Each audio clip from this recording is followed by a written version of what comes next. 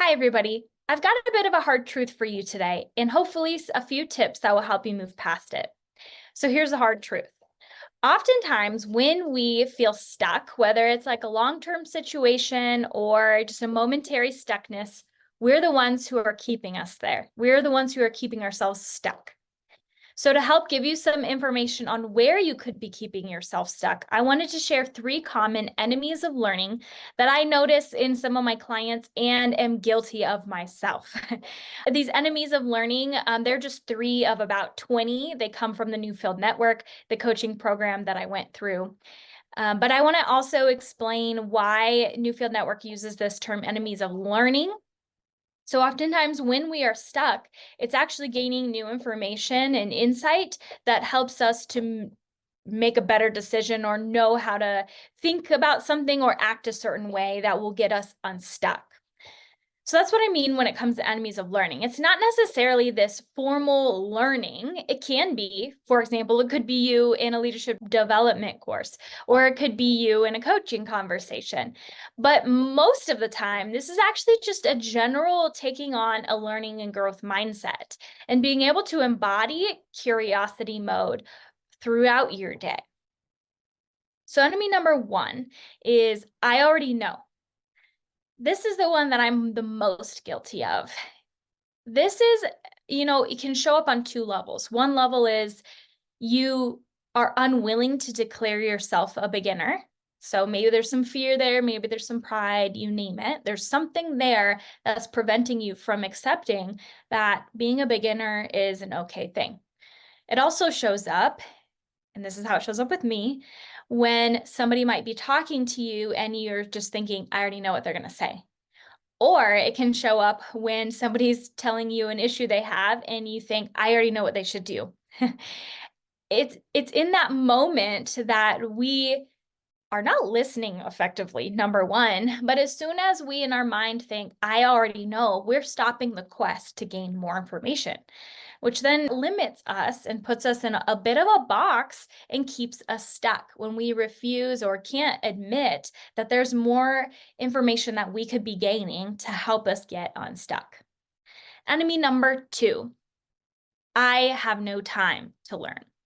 Or I'm just so busy, I don't even think about slowing down and moving into curiosity mode. Because I will tell you, if this is new for you, it will take conscious effort to slow down, to embody a curiosity mode and think, what could I be missing here? Oftentimes, being in curiosity mode requires us to ask additional questions. And sometimes, when we're so wrapped up in being busy and moving on from task to task, we don't even value stopping and asking and coming up with questions. Enemy number 3, ignoring emotions and body. Okay, so I'm fitting 2 into 1 here. Let me break it down a little bit. So let's start with the emotional piece.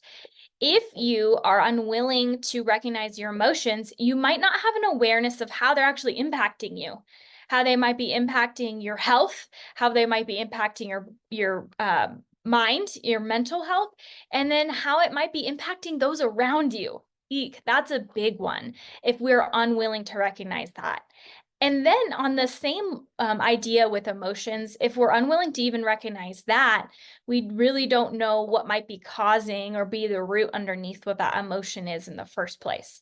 But if we take the time to consider those things, it might reveal some more information that might help us move forward more effectively and get unstuck. For example, if I'm feeling particularly angry, let's say, I might discover, where's this anger coming from? What about this situation or this person or conversation is making me feel angry?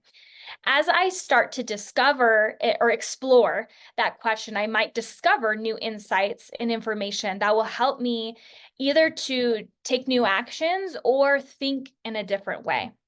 That will help me get unstuck in the long run.